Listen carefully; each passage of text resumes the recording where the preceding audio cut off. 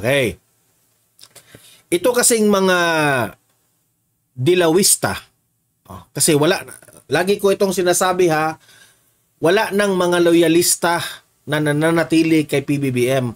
Lahat ng mga loyalista ngayon ay mga DDS na. Pumunta na sa mga DDS. Ang mga supporters ngayon ni PBBM ay mga dilawista. Anong ibig sabihin ng dilawista? Mga supporters ni Leni Robredo na nakisupport na kay PBBM. Dahil alam nilang si PBBM, ang administrasyon na ito, kinukontra si Duterte. Nakisupport, mga dilawista. Itong mga dilawista na ito, sablay. Sablay ang kanilang argumento.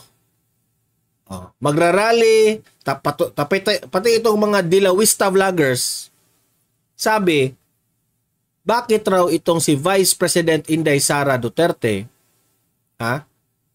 DepEd Secretary si VP Sara, bakit raw hindi tinaasan ng sahod ang mga guro?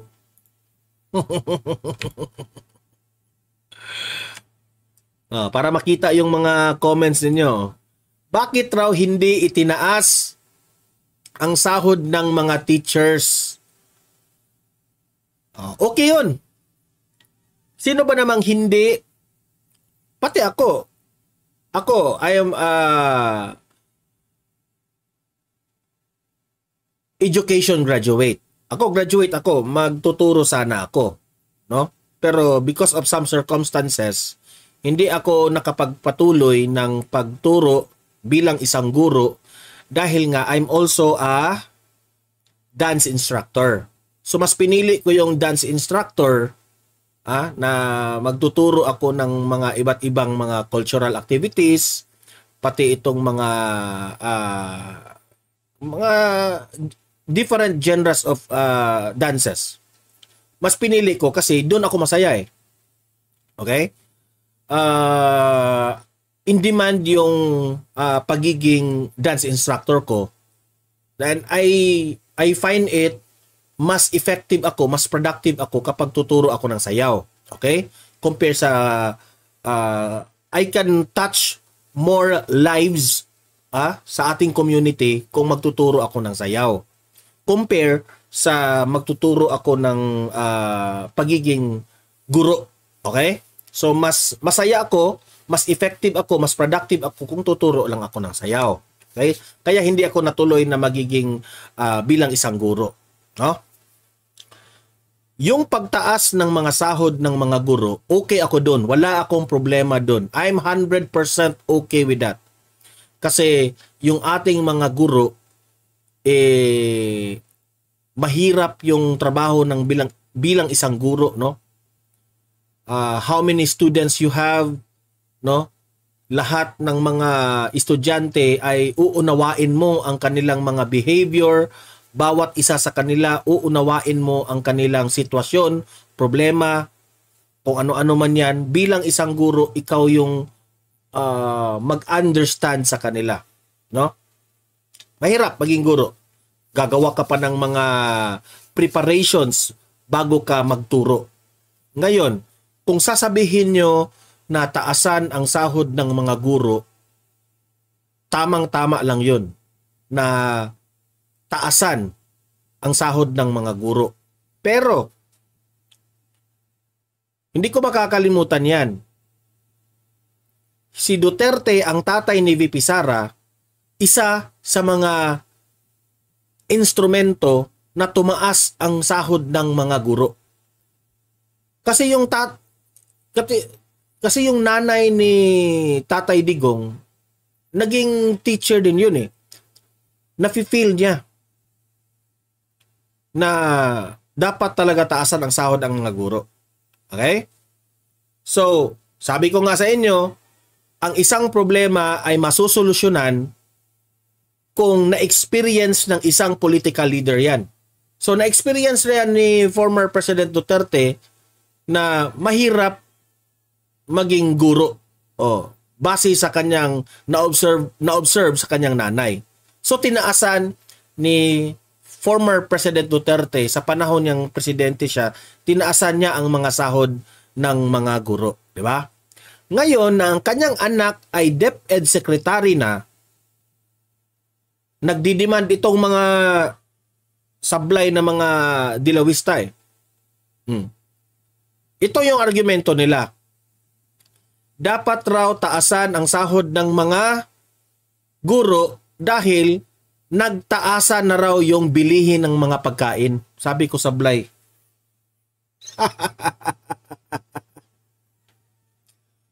Taasan ang sahod ng mga guro dahil tumaas na ang mga bilihin ng pagkain.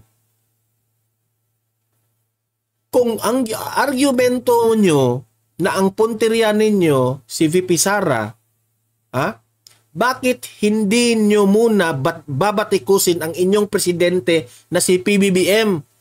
Bakit nagtaas ang mga pagkain na bilihin, ang presyo ng bigas? Wala eh. Ang mga guro, tinaasan na yan ng sahod sa panahon ng tatay ni VP Sara.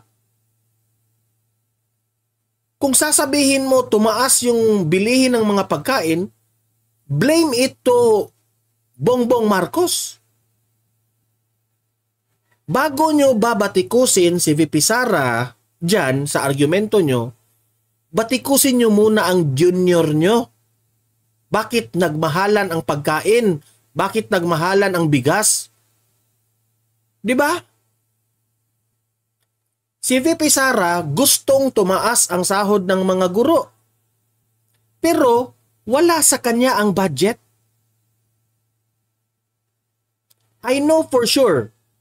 Correct me if I'm wrong. Si VP Sara po. Alam ko yan. Pumasa yan ng resolusyon o pumasa yan ng utos. Kung anong tawag dyan, kung anong gagawin ni VP Sara, nag-write na yan ng letter. May hakbang na yan na taasan ang mga sahod ng mga guro. Ang question about it, ang hawak namang budget na yan, nandoon sa Kongreso. It's up for the Congress kung i-approve yan o hindi. Kung si VP Sara ay mag-request na taasan ang sahod ng mga guro, ipapasa yan sa Congress.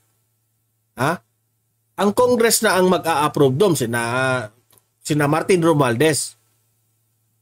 How will you make VP Sara, paano mo pipilayan si VP Sara? Sobrang taas yung rating. Alam nyong natatakot na kayo during this upcoming election dahil mananalo si VP Sara. Paano mo siya pipilayan? Sa Kongreso pa lang, pwede niyang hindi aprubahan ang request ni VP Sara na taasan yung sahod ng mga teachers. Di ba? Halos naman siguro lahat ng mga DepEd secretaries na nagdaan dyan gustong taasan ang sahod ng mga teachers. Si VP Sara pa kaya? Di ba? Gusto ni VP Sara yan, taasan ang sahod ng mga teachers. Pero paano yan? Kongreso pa rin ang last say niyan. Nasa kanila ang budget. Kayong mga taga-kongreso, bakit hindi kayo magpasa ng resolution na taasan ang mga sahod ng mga teachers? Bakit kayong mga dilawista kayo, blame kayo ng blame ni VP Sara? Doon kayo mag-blame sa kongreso. Sila yung may hawak. Wala ni VP Sara ang pera na para pang sweldo ng mga teachers. Tapos sasabihin nyo, si VP Sara walang ginawa. Mababa yung mga sahod ng mga teachers. Ang taas pa naman ng mga bilihin. Ang taas ng mga bilihin, i-blame mo dyan kay Junior. Siya yung presidente ng Pilipinas. I-blame nyo sa kanya. Bakit nagmahalan ang bigas? Nagmahalan yung mga pagkain natin. I-blame nyo sa kanya bago nyo i-blame si VP Sara. Utak-utak rin mga dilawista. Diba? Kaya, itong mga dilawistang vloggers na ito, sina Abe, sina Coach Jarrett, Ang layo nyo sa mga vloggers na mga DDS eh. Wala silang mga ganitong argumento. Hindi sila marunong mag-explain ng mga ganito. Hindi sila marunong. Batikos lang yan ng batikos without even thinking. Walang logic yung mga argumento nila. Babatikusin nyo si VP Sara para taasan ang sahod ng mga teachers? Kasi nagmahal yung bilihin? Bakit nagmahalan ang bilihin? Blame it to the president. Anong ginagawa niya sa mga magsasaka? O, angkat na lang tayo ng mga bigas. Binaba yung taripa. Sinong kawawa doon? Magsasaka. O, kaya pala nagmahalan ng ating mga pagkain. Tapos, VP Sara na naman ang may kasalanan dahil hindi tinaasan ng sahod. Ang problema ni Marcos, ipinapasa ninyo kay VP Sara. Si Marcos, hindi niya pinagtuunan ng pansin ng mahal na ang mga bilihin, si VP Sara pa rin ang blame. Si VP Sara kasi hindi tinaasan yung sahod ng mga guro. Ano ba namang klaseng argumento yan? May utak pa ba kayo? Si VP Sara po, ang hawak niya po, Department of Education lamang. Kung ang problema mo, taasan lang ang sahod ng mga guro, hindi si VP Sara ang may hawak niyan, yung Kongreso. Utak-utak naman. Rosa de los Reyes, malabo yan gagawin ng congressman. Mabawasan ang kurakot nila pag tinaasan ang sweldo ng teachers. Na, patay tayo dyan. Migs Duhina, di nga nagreklamo mga OFW basta maayos lang ang pamamalakad sa bansa. Bangag talaga ang mga dilawista. Bangag talaga. Sara resign. VP Sara resign. Hindi tumaas ng sweldo ng mga teachers. Si VP Sara pa ang may kasalanan? Gusto ni VP Sara tumaas ang sahod ng mga teachers? Ang problema sa inyo, ang ating Kongreso, paano yan? Sila mismo ang mag-utos niyan. Si VP Sara mag-request yan. Mga congressman, mag-request sana kami, ako yung DepEd Secretary, na taasan yung sweldo. At alam kong hindi nagkulang si VP Sara dyan sa pag-request. Pero paano yan? May gumawa na ba ng resolusyon? Yan kasi ang sabi ko sa inyo eh. Busy kasi itong kongreso na ito sa pag-investigate dito kay Duterte, kung ano-anong mga investigation nila sa mga kalaban nila. Busy kasi sila. Instead na itong mga guro natin, gawa kayo ng resolusyon para tumaas ang mga sahod ng mga guro. Wala, hindi nila nagawa yan kasi busy sila sa pamumulitika. Tapos, sabihin nyo, nagtaas na yung bilihin eh. Dapat taas na yung sweldo. O sinong i-blame natin yan? Bakit nagtaas yung mga bilihin? Blame it to the president. Ang hawak ni VP Sara, education lang. Ito tingnan nyo yung tawa ni PBBM, Isampal nyo lang sa mukha ninyo. Blame it on him, not the Vice President. Kaya nga, sablay, mga BO-BO talaga kayong mga dilawista kayo eh. Kasi kung bright pa kayo, hindi na sana kayo nag-support kay PBBM. Mga BO-BO kayo, so nakasupport kayo sa kanya. Kaming mga may utak, kaming mga marurunong mag-isip, talagang pupunta kami sa mga Duterte. Kung saan kayo nakasuporta ngayon, it really reflects on you. Bahala kung sabihin nyo kami ay palamura, ang Duterte ay palamura. At least, hindi kami plastic. Di ba? Nagigets ninyo ang aking punto? Blaming VP Sara for not giving these teachers a big salary? Nasa kanya ba ang pera? Sa Kongreso. Pangalawang sablay, nagmahalan na ang bilihin. Blame it to your president, PBBM. Sa madaling salita, lahat ng mga paninira nyo kay VP Sara, lahat na ng batikos nyo kay VP Sara, nag-backfire sa inyong lahat. Kayo rin ang Kayo rin ang nasuntok sa inyong mga batikos. Kayo tuloy ang napahiya. Di ba? Sila tuloy ang napahiya. Kaya yung nag-a-abroad na lang kasi iba-iba talaga ang sahod sa Pinas at abroad. Kahit mataas ang Pinas, meron kasi ako mga kilalang mga classmates ko dati, lahat ng nag-abroad na. Okay? So ang punto ko dito, it's not the teachers ha. Ang punto ko dito, itong mga bumabatikos kay VP Sara, sablay kayo. Sablay kayo. Bakit hindi kayo magrarally in front of the Congress? Magrally kayo doon. Sabihin nyo sa mga kongreso na taasan nyo ang sahod ng mga teachers. Doon kayo magrally. Magrally kayo doon. Itaas nyo ang mga placards niyo. Sabihin nyo bakit nagtaas ang mga bilihin. Solve ang problema. Hindi kay si VP Sara ang i-blame ninyo. Ano bang matutulong ni VP Sara dyan? DepEd Secretary lamang siya. Diba? Punta na tayo dito sa next natin. Ito yung dahilan bakit hindi naging matino ang ating gobyerno.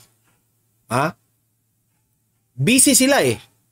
Busy sila sa pagpilay ng kanilang mga kalaban. Kaya hindi na nila naisipan na paano nila masusolusyonan ang mga bilihin na sobrang mahal. Hindi na nila nasusolusyonan itong presyo ng bigas.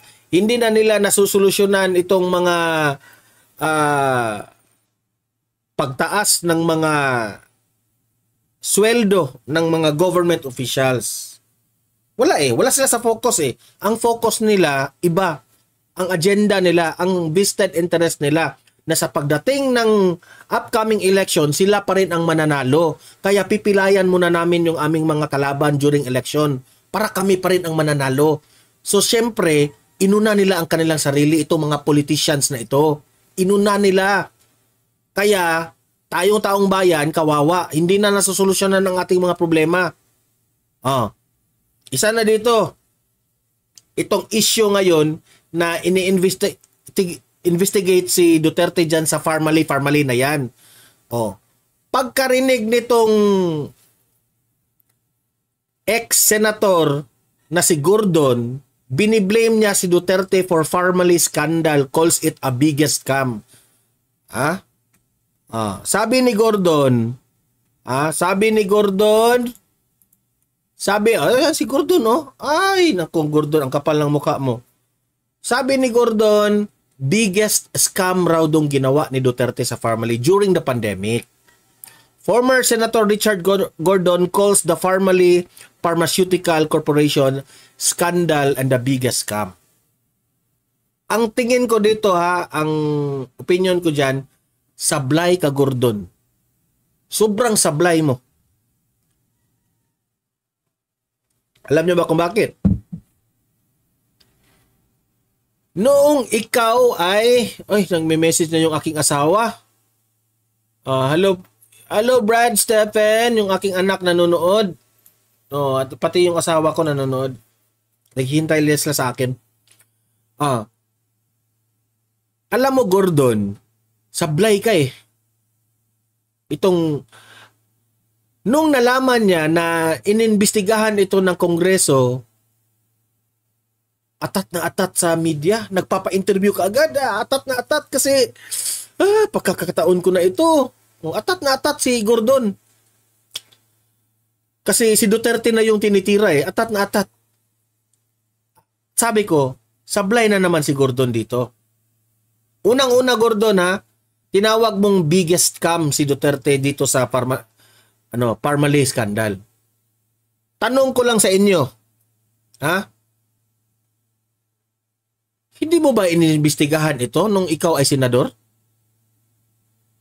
As far as we know, inimbestigahan mo ito. 'Di ba? Bakit hindi mo napapatunayan na may ginawang korupsyon si Duterte?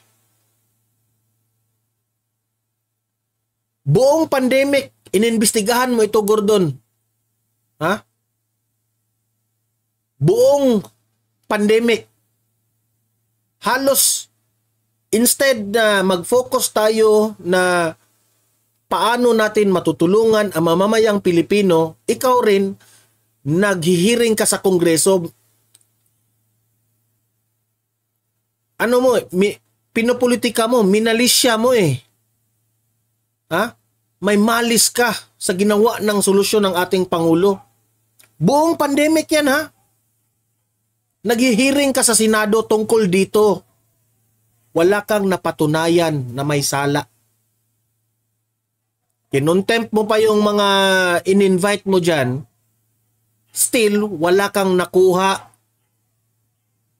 na impormasyon na ang pera ay ginasta ni Duterte ng masama o binulsa. Wala kang nakuhang ganon, Gordon. Ininbestigahan mo, Gordon, ha? Ininbestigahan mo. Wala kang nakuha. So, sablay ka. Ngayon, tuwang-tuwa ka ngayon dahil inopen up na naman ang Kongreso. Ang tanong ko sa iyo, Gordon, kung totoo man na may nakita kang may kasalanan si Duterte tungkol dito sa Parmali scandal, na sinabi mong scandal, Parmali scandal, kung totoo man, bakit hindi mo kasuhan si Duterte? Nandun lahat yung dokumento mo sa Senado. Nandun lahat. You have all the documents during that hearing sa Senado. You have all the documents na sabi mo, there is something fishy about this. Bakit hindi mo kasuhan si Duterte? Kasuhan mo. If you think and if you believe that Duterte has done something wrong with the Parmali scandal, sabi mo biggest scam, bakit hindi ka makagawa na kasuhan si former President Duterte? Oh, wala ka namang power ngayon kasi ano ka, di ba? Normal, hindi ka naman, wala kang posisyon sa gobyerno. Kasuhan mo si Duterte, pareho kayong civilian. Si Duterte ngayon has no immunization. Pwede mo siyang kasuhan. Bakit hindi mo makasuhan, Gordon? Bakit? Nagtatanong po kami. Kasi wala kang makukuha na ebidensya. Yun ang totoo. Diba? Huwag puro satsat sa media, Gordon. Huwag puro satsat sa media. Huwag puro papugi sa media o pag ganun-ganun ka pa o. Huwag pag ganun-ganun o. Papugi yan eh. Kung merong kasalanan si Duterte na nakikita mo, if you have the documents, nasa inyo lahat, bakit hindi mo makakasuhan yan sa, bakit hindi ka makagawa na kasuhan si Duterte? Kasi alam mo na kayo po ay namumulitika lamang. Alam nyo. Ginamit ang issue mo itong mga kongreso na ito. Oh. 'Di ba?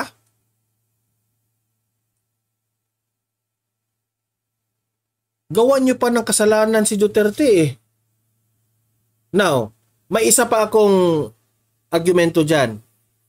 Sige, kung mapapatunayan si Duterte na siya ay may sala dito sa Parmali, anong mangyari after? Ikulong nyo si Duterte? Oh, ikulong nyo si Duterte.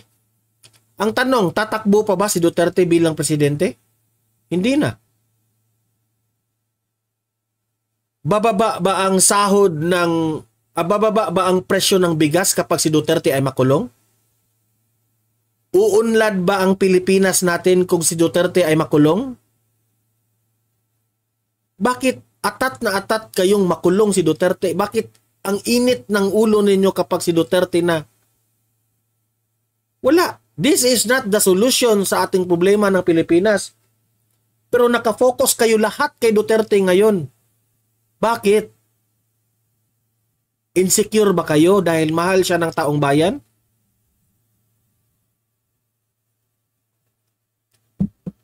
Insecure ba kayo, Gordon?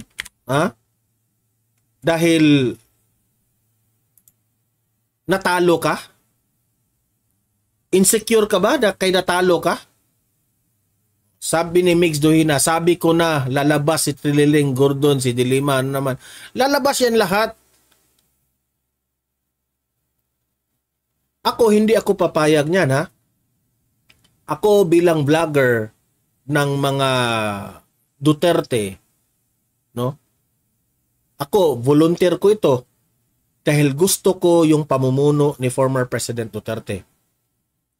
Kusang loob ko itong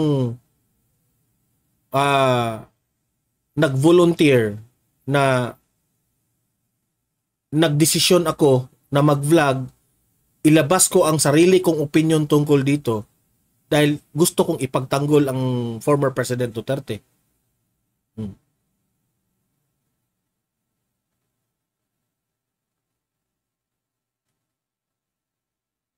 No, tingnan nyo ang mga comments ng ating mga audience.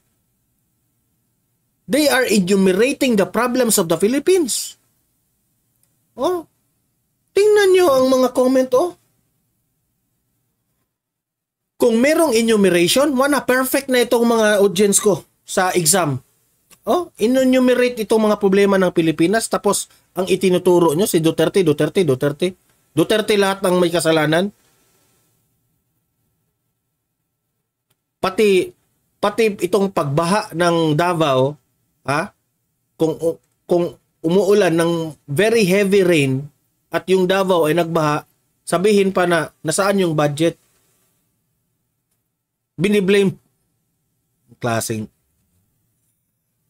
Yan kasi kahit tayong mga DDS supporters, hindi tayo gagaya ng mga ugali ng mga dilawista. Okay? So, alam nyo, malapit na ang 2025 election. Okay?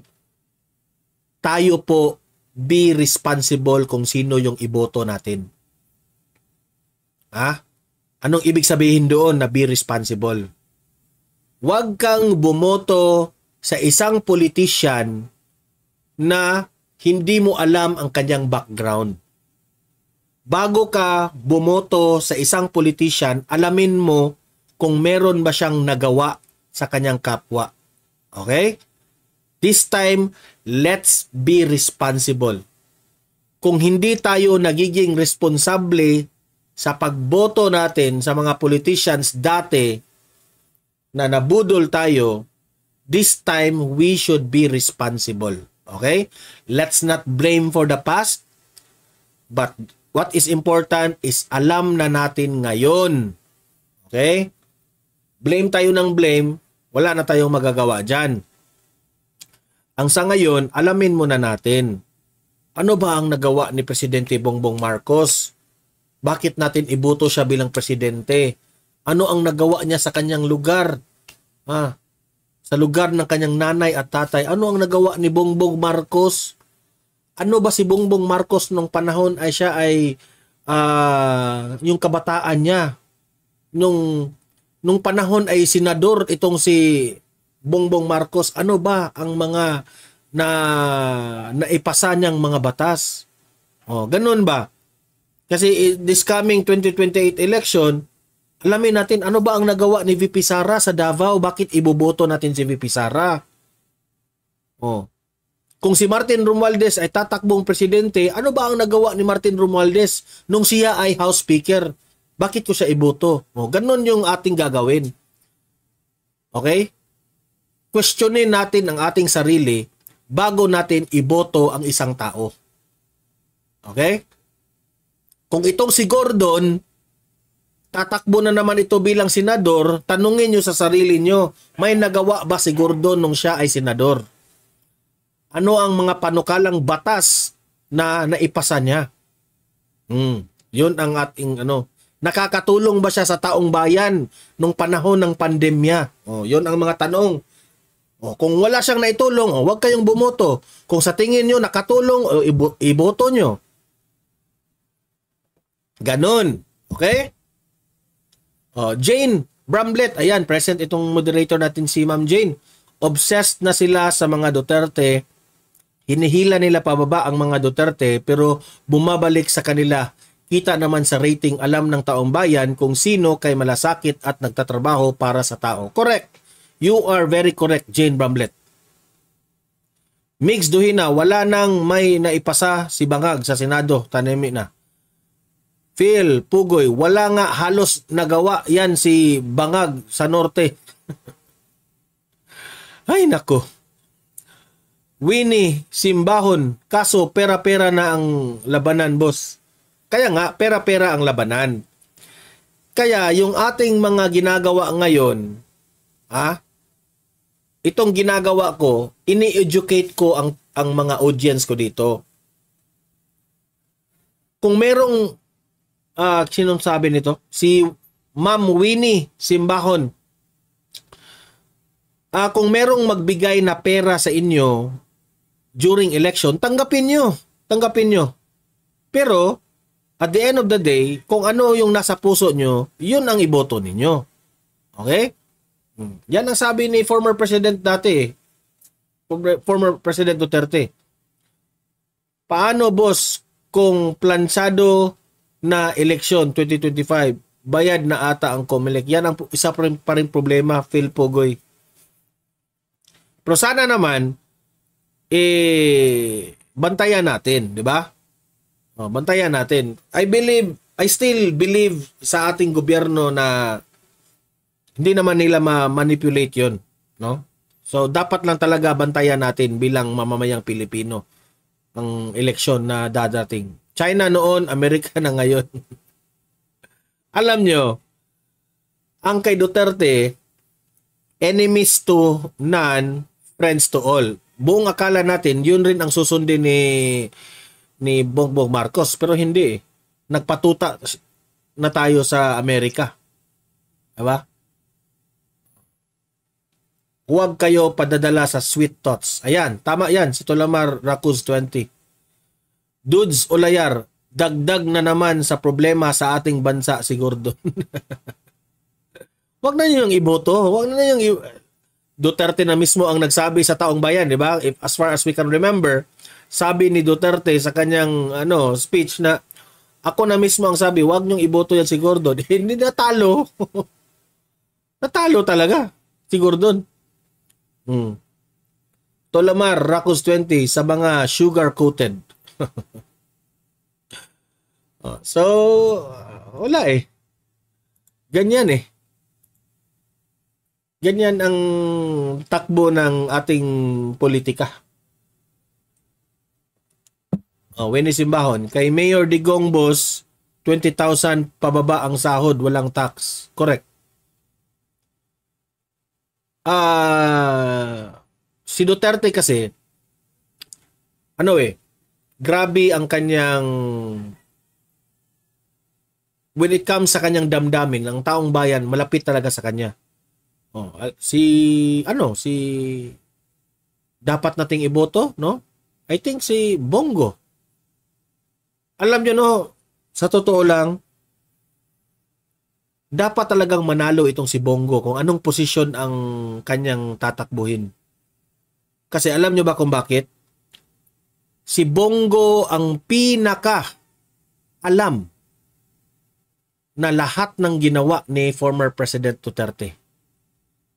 Because sa panahon po ng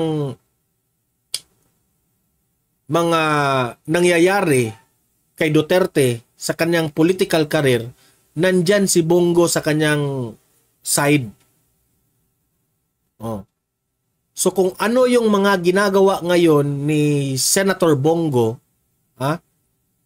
similar yan sa mga advokasya ni former President Duterte.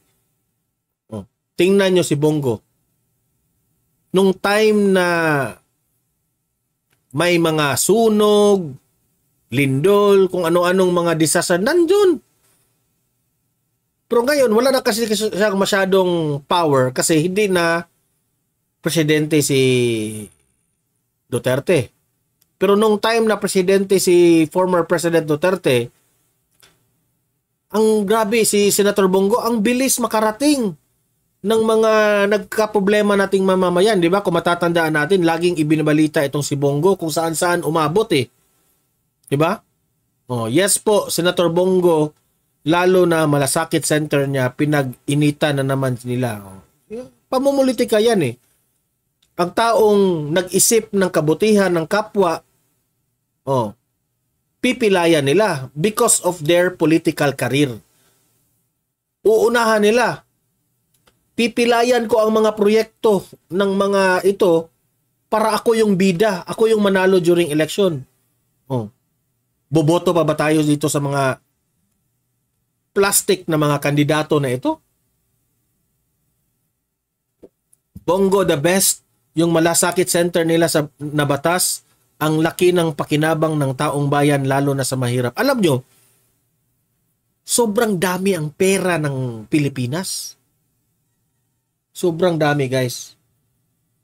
Tingnan nyo yung panahon ni former President Duterte. Ha? Naibigay lahat yung mga infrastructure. Ha? Kitang-kita natin ang improvement dahil sabi ni Duterte, pera yan ng taong bayan, ibigay yan sa kanila. Grabe. So, Pilipinas, wake up. Wake up. Okay? So, maraming salamat po kay Migs Dohina, ng ating Clara Ibarra. Late ka na naman. Gandang hapon, Sir Don Mar Likes Dan. Ayan, yung ating mga moderators, Clara Ibarra, Migs Dohina, James Bramblet, sino pa ba? Si Ami Cabrera Davao, si Ma'am MJ, hello po. Present ito, Ami Cabrera. Sino pa ba? Miss Butterfly, ayan. Present pala si Miss Butterfly. Ayan, maraming salamat sa aking mga moderators na always na tinutulungan ako dito sa aking live. At maraming salamat rin sa mga audience ko dito sa Don Mar TV